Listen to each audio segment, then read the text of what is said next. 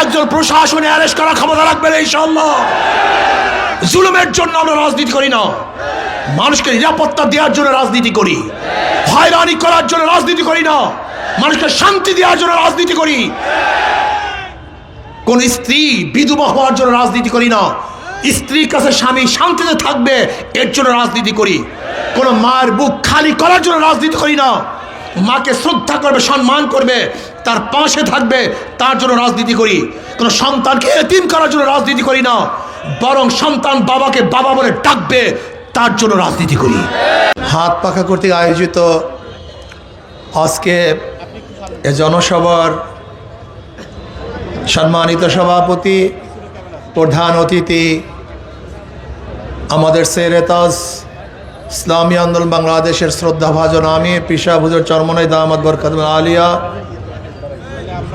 আজকে জনসভা উপস্থিত আমাদের এই মাদারীপুরের গৌরব,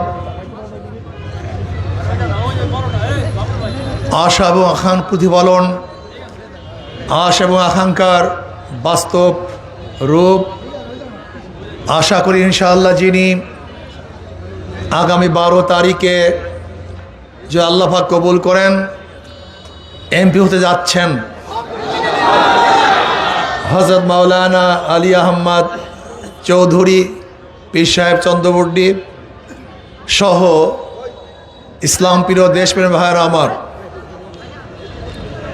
বক্তব্যটা আমার চেয়ে আপনারা অনেক ভালো জানেন। আগামী 12 তারিখ নির্বাচন হবে, তার মানে এই নয় এইটাই প্রথম নির্বাচন। এর আগেও বহুত নির্বাচন হয়েছে। 70-এ নির্বাচন হয়েছিল, যেই নির্বাচনে আওয়ামী লীগ একচ্ছত্র সংখ্যাগরিষ্ঠতা অর্জন করেছিলেন।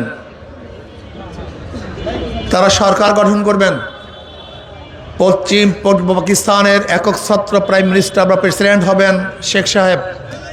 70-এ নির্বাচনে আওয়ামী লীগ 160-এর উপরে সিট পেয়েছিল। তারা পশ্চিম এবং পূর্ব পাকিস্তানের ক্ষমতায় যাবেন, কিন্তু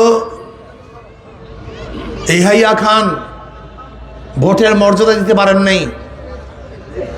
এর জন্য এদেশের মানুষের কাছে যাহা কিছু ছিল তা নিয়ে ঝাঁপিয়ে পড়ে দেশকে স্বাধীন করেছিল। স্বাধীনতার স্লোগান কি ছিল? সাম্য, মানবিক মর্যাদা, সামাজিক ন্যায় বিচার, সাম্য। এদেশের প্রত্যেকটা নাগরিকের অধিকার সমান। মুসলিম, হিন্দু, বৌদ্ধ, খ্রিস্টান, ঋষি, চামার, তাঁতি, কুলি, মজদুর, মেতর, যে মানুষ তার অধিকার সমান, সাম্য, মানবিক মর্যাদা। সে যতই গরিব হোক না কেন, দলিত হোক না কেন, নিচু বংশের লোক হোক না কেন, যতই নিম্ন স্তরের কাজ করুক না কেন, মানবিক মর্যাদা আছে। আশরাফুল মাখলুকাত, সৃষ্টির সর্বশ্রেষ্ঠ জীব, এদের সম্মান সবচেয়ে বেশি। আল্লাহ পাক মানুষকে এত সম্মানিত করেছেন, এত দামি বানিয়েছেন, মানুষ যেখানে হাত লাগায় সেই জিনিস দামি হয়ে যায়, যেখানে মানুষের স্পর্শ হয় না সেই জিনিস দামি হয় না। এই যে স্টেজের মধ্যে চেয়ারগুলি দেখেন, এই কাঠগুলি ছিল জঙ্গলে, এর কোনো দাম ছিল না, মানুষ হাত লাগাবার কারণে দামি হয়ে গেছে। স্বর্ণের খনির মধ্যে থাকে, মানুষের হাত লাগাবার আগ পর্যন্ত সে দামি হয় না, মানুষের হাত লাগাবার সাথে সাথে সে জেওর হয়ে যায়, গলায় শোভা পায়। মানুষ এত দামি, আমার মাথায় টুপি, এই তুলা ছিল জঙ্গলে, এর কোনো দাম ছিল না, মানুষের হাত লাগাবার সাথে সাথে আমার মাথায় শোভা পেয়েছে। আমার সামনে মাউথপিস, এগুলি প্লাস্টিক, কোনো দাম ছিল না, মানুষের হাত লাগাবার সাথে সাথে দামি হয়ে গেছে। একটা ডায়মন্ড, হীরকখণ্ড, এর কোনো দাম নাই, মানুষ হাত দেওয়ার সাথে সাথে সে দামি হয়ে যায়। এক কথায় যেই জিনিসের পিছনে মানুষের হাত নেই, স্পর্শ নাই, সেই জিনিস দামি হয় না। যদি তৈলের খনির মধ্যে মানুষের হাত না থাকে, এর কোনো দাম নেই। যদি কয়লার খনির মধ্যে মানুষের হাত না লাগে, এই কয়লার কোনো দাম নেই। তৈলের খনির মধ্যে মানুষের হাত না লাগলে কোনো দাম নাই, স্বর্ণের খনির মধ্যে মানুষের হাত না লাগলে কোনো, আশরাফুল মাখলুকাত সবচেয়ে দামি, এর চেয়ে দামি কোনো জিনিস নাই। মানুষের স্পর্শ যেখানে লাগে সেই জিনিস দামি হয়ে যায়। কাজী মানবিক মর্যাদা, সে গরিব হতে পারে, ঋষি হতে পারে, কামার হতে পারে, কিন্তু সে মানব সন্তান, তার দাম আছে, তার মূল্য আছে। আমি গরিব বন্ধুদেরকে বলবো, হে আমার গরিব বাবারা, নিজেদেরকে গরিব ভাবেন কেন? নিজেদের দুর্বল ভাবেন কেন? আপনি কি জানেন বাদশার যেই চেহারা আপনার একই চেহারা, বাদশার যে নাক আপনার একই নাক, বাদশার যে চক্ষু আপনার একই চক্ষু, বাদশার যে রক্ত আপনার একই রক্ত।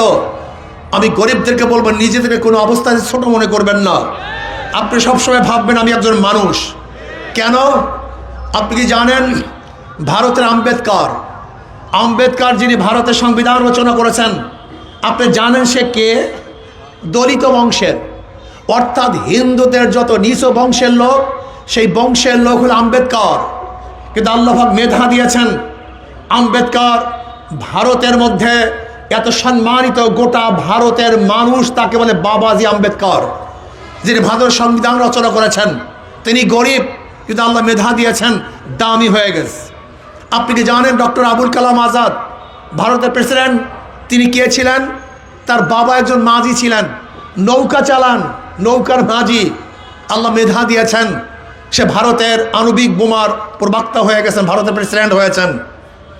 আপনি কি জানেন আমাদের তত্ত্বাবধায়ক সরকারের প্রধান ছিলেন শিহাবুদ্দিন সাহেব, যিনি প্রধান বিচারপতি ছিলেন। তেনার বাবা কি ছিলেন?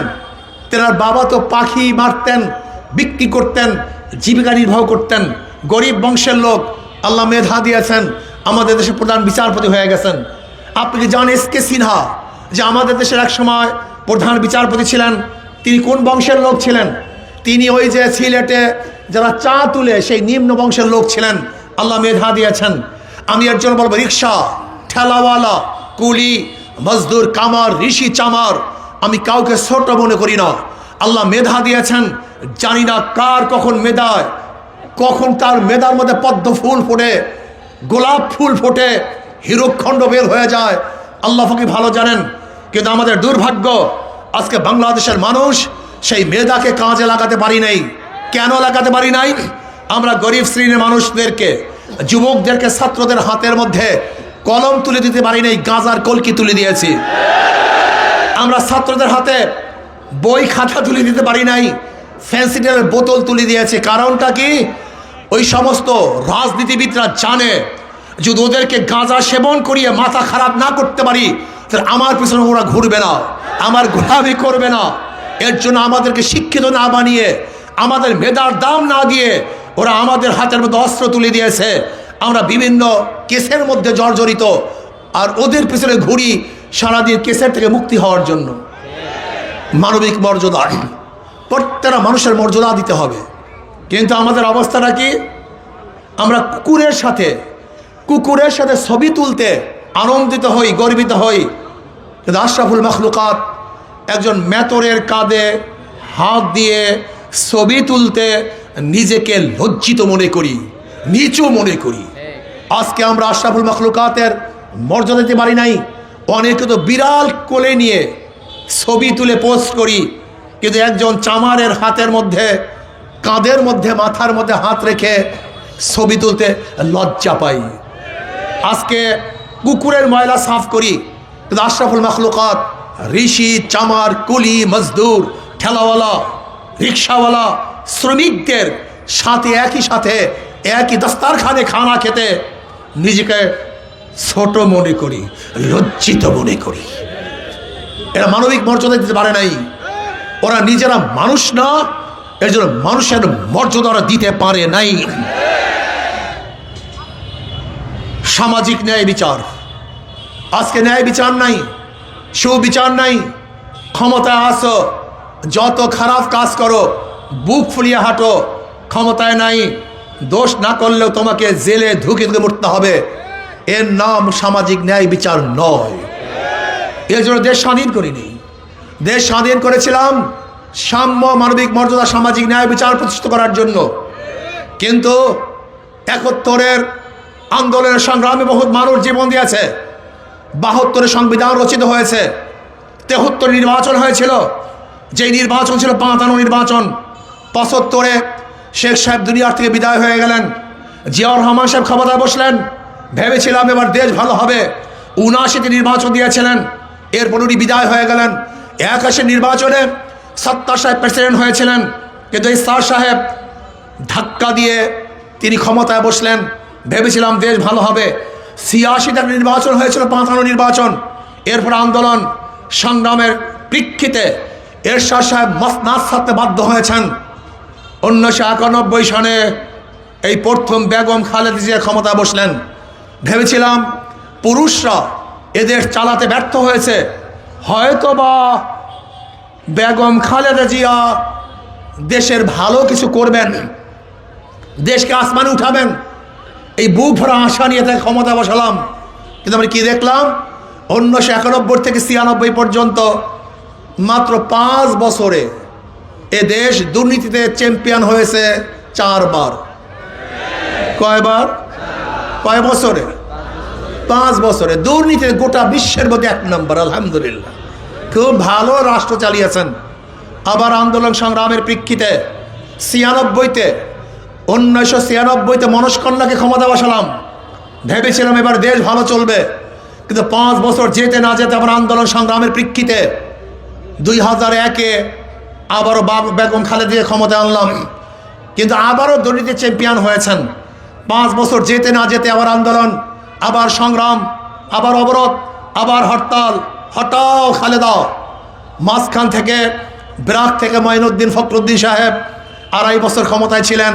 ভেবেছিলাম এবার দেশ ভালো হবে, কিন্তু 2008 সনে পাতানো নির্বাচনের মাধ্যমে আবারও আওয়ামী লীগকে ক্ষমতায় আনলেন। 2008-এর নির্বাচন ছিল পাতানো নির্বাচন। এরপরে আওয়ামী লীগের অধীনে 2014 নির্বাচন সম্পর্কে আপনারা সবাই জানেন, 18 নির্বাচন সম্পর্কে সবাই জানেন, 2024 নির্বাচন সম্পর্কে আমাদের সবাইরই জানা আছে। আবার 2026 নির্বাচন হতে যাচ্ছে। কিন্তু আমার প্রশ্ন, কি পেলাম কি হারালাম? এই অঙ্ক করার সময় চলে আসছে, এই অঙ্ক করার সময় চলে আসছে। বারবার করে ভোট দিবেন, বারবার শুধু সরকার পরিবর্তন করবেন, কি কাকে পরিবর্তন করবেন? একদিনও কি আপনি চিন্তা করছেন আপনি কি করতেছেন? এই চিন্তা আমরা অনেকেই করি নাই। ধরে নেন এক ব্যক্তি চোর, অভ্যাস চোর, সে মায়ের নাকে সোনাও চুরি করবে, যেহেতু অভ্যাস চুরি। এক ব্যক্তি জালেম, সে বাবার সাথে জুলুম করবে, মায়ের সাথে, স্ত্রীর সাথে, তার অভ্যাসে জুলুম, সে সবার সাথে জুলুম করবে। কিন্তু যার অভ্যাস চুরি না, সে শত্রুর মালও চুরি করতে পারবে না। কারণটা কি বলেন তো? অভ্যাস নাই। জোরে বলেন, কথা বলেন, কি নাই? যে ব্যক্তির চুরির অভ্যাস নাই, সে শত্রুর টাকা চুরি করতে, কিন্তু যার অভ্যাস আসে সে মার নাকে শোনাও। যে ব্যক্তি জালেম, সে বাবার সাথে মায়ের সাথেও কি করে, আর যে ব্যক্তি জালেম না, সে শত্রুর সাথে জুলুম করতে পারে না। কারণটা কি বলেন তো? জোরে বলেন।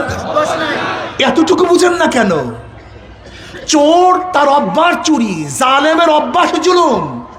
কিন্তু হযরত মাওলানা আলী আহমদ সাহেব যদি এমপি হন, ক্ষমতায় বসেন, বুকে হাত দিয়ে বলবেন, বুকে হাত দিয়ে বলবেন, এই মাদারীপুর 2-এ গরিবদের জন্য বরাদ্দকৃত 1টা টাকাও কিন্তু আত্মসাৎ করবেন?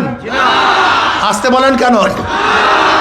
1টা টাকা আত্মসাৎ, একটা টিন আত্মসাৎ, একটা কম্বল আত্মসাৎ না। অভ্যাস নেই। এর কি নাই? অভ্যাস নেই চুরি করার, করতে পারবে না তো। আলী আহমদ সাহেব যে নির্বাচিত হন, বুকে হাত দিয়ে বলেন, কার বিরুদ্ধে একটা মিথ্যা মামলা দিতে পারবেন? কেন? অভ্যাস নেই, অভ্যাস নেই। আমি চ্যালেঞ্জ দিয়ে বললাম, শোনেন, আলী আহমদ সাহেবকে 12 তারিখ নির্বাচিত করেন। 13 তারিখ যারা অন্যায় করেন নাই, অপরাধ করেন নাই, যারা নির্দোষ, 12 তারিখ তাকে নির্বাচিত করবেন। 13 তারিখ নাকে তেল দিয়ে ঘুমাবেন। অ্যারেস্ট করার ক্ষমতা কেউ রাখবে না ইনশাআল্লাহ। একজন প্রশাসনে অ্যারেস্ট করার ক্ষমতা রাখবে না ইনশাআল্লাহ। জুলুমের জন্য আমরা রাজনীতি করি না। মানুষকে নিরাপত্তা দেওয়ার জন্য রাজনীতি করি, হয়রানি করার জন্য রাজনীতি করি না, মানুষকে শান্তি দেওয়ার জন্য রাজনীতি করি। কোন স্ত্রী বিধবা হওয়ার জন্য রাজনীতি করি না, স্ত্রীর কাছে স্বামী শান্তিতে থাকবে এর জন্য রাজনীতি করি। কোন মায়ের বুক খালি করার জন্য রাজনীতি করি না, মাকে শ্রদ্ধা করবে, সম্মান করবে, তার পাশে থাকবে, তার জন্য রাজনীতি করি। কোন সন্তানকে এতিম করার জন্য রাজনীতি করি না, বরং সন্তান বাবাকে বাবা বলে ডাকবে, তার জন্য রাজনীতি করি। আলিয়া আম্মা সাহেবকে নির্বাচিত করেন, আগামী 12 তারিখ নির্বাচিত করেন। লিখে রাখেন 13 তারিখ যাদের বিরুদ্ধে মিথ্যা মামলা আছে, যারা অপকর্মের মধ্যে লিপ্ত না বরং হয়রানির মধ্যে, আমি ইনশাআল্লাহ ওয়াদা করলাম 13 তারিখ এই মাদারীপুর 2-র মধ্যে এবং মাদারীপুর 3 বা 1-এর মধ্যে একজন ব্যক্তিকেও কোনো প্রশাসন অবৈধভাবে গ্রেফতার করতে পারবে না ইনশাআল্লাহ। যদি কোনো প্রশাসন অবৈধভাবে গ্রেফতার করে, আলী আহম্মদ সাহেব সমস্ত জনগণ নিয়ে থানা ঘেরাও করবে ইনশাআল্লাহ। কারণ জনগণের জন্য তিনি রাজনীতি করেন, তিনি জনগণের পাশে থাকতে চান, জনগণের খেদমতের জন্য তিনি আসেন। প্রিয় ভাইয়েরা আমার, আপনাদের মনে হয় সমস্যা, বিবেকের সমস্যা, চিন্তার সমস্যা। ধরে নেন একজনের নাম এ, একজনের নাম বি, একজনের নাম সি। এও চোর, বিও সিও ক্ষমতা আছে, সে কি করবে? হটাও এ বসাও বি, কি করবে? হটাও বি বসাও সি। কারণটা কি? নেতা এবং দলের পরিবর্তন হয়েছে, নীত আদর্শের পরিবর্তন হয়নি। 5ই আগস্টের আগে এক দলে চাঁদা তুলতো, এখন 5ই আগস্টের পরে আর এক দলে চাঁদা তুলে। চেহারার পরিবর্তন হয়েছে, চাঁদার পরিবর্তন হয় নাই। এক দল খুন করতো, আর এক দল খুন করে, তার মানে হাতের পরিবর্তন হয়েছে, খুনের কোনো পরিবর্তন। আগে এক দল ধর্ষণ করত, এখন আর এক দল ধর্ষণ করে। শুধু মানুষের পরিবর্তন হয়েছে, ধর্ষণের কোনো পরিবর্তন হবে না। কিয়ামত পর্যন্ত A to B, B to 3 জীবনেও ভাগ্যের পরিবর্তন হবে না। আমি মাদারীপুরের লোকদেরকে বলবো, অনুরোধ করব, একটা বারের জন্য হযরত মাওলানা আলী আহমদ সাহেবকে নির্বাচিত করে একটা বার পরীক্ষা করুন। একটা বার উনি যদি ফেল করেন, দ্বিতীয়বার পরীক্ষার হলেই ঢুকবো না, পরীক্ষা দেওয়ার জন্যই আসবো না। ইসলাম দুনিয়াতে ফেল করার জন্য আসে নাই, ইসলাম দুনিয়াতে পাস করার জন্য আসছে। আপনাদের ধারণা কি হযরত মাওলানা আলী আহমদ সাহেব যদি নির্বাচিত হন, আমি তো মনে করি আব্দুল আজিজ নির্বাচিত হন, আমি তো মনে করি এই এলাকাটা একটা সুন্দর সাম্য মানবিক মর্যাদা সামাজিক ন্যায় বিচারের সমাজ হবে, যেখানে মুসলমান, হিন্দু, বৌদ্ধ, খ্রিস্টান, ঋষি, কামার, চামার, কুলি, মজদুর সবার অধিকার নিয়ে বাঁচতে পারবে ইনশাআল্লাহ। যেখানে আমার মা বোনেরা সম্মানিত হবেন, আমার মা বোনের ইজ্জত আলা হবেন, আমার মা বোনদের খোঁজ খবর নেওয়া হবে ঘরে ঘরে গিয়ে। কে কোনো অসুবিধা আছে, কে ক্ষুধার্ত অবস্থা আছে, আমার কোন মা বোন মিসকিন অবস্থা আছে, এতিম অবস্থা আছে, বিধবা অবস্থা আছে, কে ক্ষুধার্ত, কে বস্ত্রহীন, কে ঘরহীন, কে চিকিৎসাহীন, কে শিক্ষাহীন, ইনশাআল্লাহ আমার এই প্রার্থীগণ তারা খাদেম হিসাবে সবার খবর নিয়ে তাদের যে প্রয়োজন আছে অবশ্যই সেই প্রয়োজনকে মিটিয়ে দেবে ইনশাআল্লাহ। বলতে পারেন হুজুর ইসলামের নামে তো আরো অনেক সংগঠন আছে। না, জামাত এখন ইসলামী দল নয়। আপনি দেখুন তাদের ইশতেহার। আমার জামাতের বাবারা, আমাদের জামাতের বন্ধুরা খুব ভালো মতো শুনেন। আপনাদের সৃষ্টি হয়েছিল সৎ লোকের শাসন চাই, আল্লাহর আইন চাই। কই সেই আইন, কই সেই স্লোগান, কই সেই বক্তব্য? আপনাদের নেতা কর্মীদের একসময় বুঝিয়েছিলেন যে নবীগণ মাসুম না, আপনাদের কর্মীরা বুঝেছিলেন নবীগণ মাসুম না। এক সময় তাদেরকে বুঝিয়েছিলেন সাহাবাগণ আদেল নয়, আপনার অনুসারে বুঝেছিলেন সাহাবাগণ আদেল নয়। এক সময় বলেছিলেন ইসলামের মধ্যে দাড়ি নাই, টুপি নাই, পায়জামা নাই, পাঞ্জাবি নাই, আপনার অনুসারে বুঝেছিলেন ইসলামের মধ্যে এগুলি কিচ্ছুই নাই। আবার বক্তব্য দিয়েছিলেন যে না, ইসলামের মধ্যে এখন আর কোরআন ও সুন্নাহও নেই। আপনার নেতাগণ সেটাই বুঝছে যে না, ইসলামের মধ্যে এখন আর এইটাও নেই। শোনেন, এখানে ক্যামেরা বন্দি যারা করতেছেন, আপনারা বলতেছেন, মানুষকে বুঝাচ্ছেন যে আস্তে আস্তে আমরা বলবো না, আমরা ইসলামের কথা বলবো না, ক্ষমতায় গিয়ে ইসলাম কায়েম করব। এটাই তো ধোঁকা দিচ্ছেন না, যে ইসলামের কথা না বলে ক্ষমতায় যান, ধরে নেন, আর ইসলামী হুকুমাত কায়েম করেন। গোটা বাংলাদেশের বামপন্থীরা,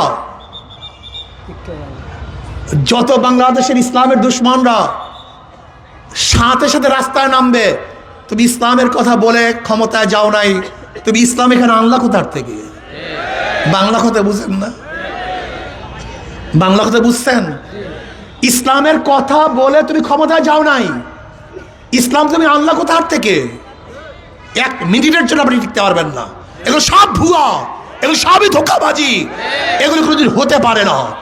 আমরা স্পষ্ট বলছি, যদি আল্লাহ আমাদের ক্ষমতায় নেন, আমরা ইসলাম হুকুমাত কায়েম করব। ইসলামী হুকুমাত কায়েম যদি করি, কি হবে? মুসলমান, হিন্দু, বৌদ্ধ, খ্রিস্টান, ধনী, গরিব, পুরুষ, মহিলা সবাই শান্তিতে বসবাস করতে পারবে।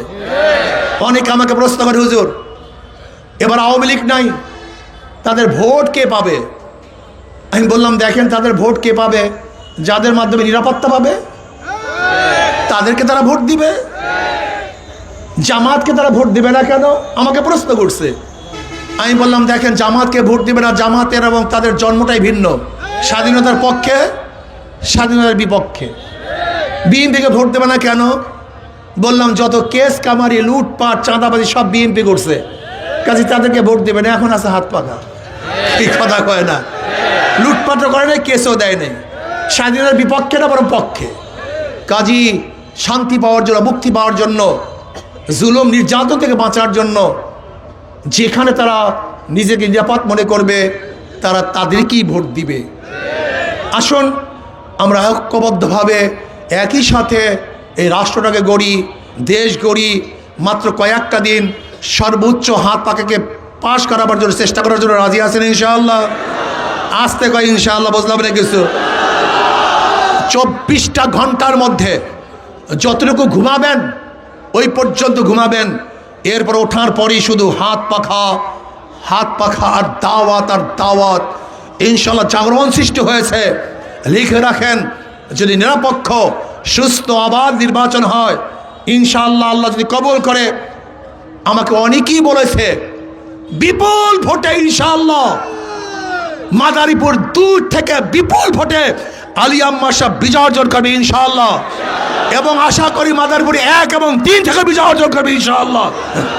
কাজে আল্লাহ আমাদের সবাইকে কবুল করে নেন। নহে সমাপ্ত কর্মমোদের, অবকাশ কোথায় বিশ্রামের? আসো আমরা ইনশাআল্লাহ হাত পাখাকে বিজয় করি ইনশাআল্লাহ, বিশ্রামে যাব। এর আগে কোনো বিশ্রাম নাই, এর আগে যুদ্ধের ময়দান ছাড়বো না ইনশাআল্লাহ। আল্লাহ আমাকে এবং আমাদের সবাইকে কবুল করে নেন।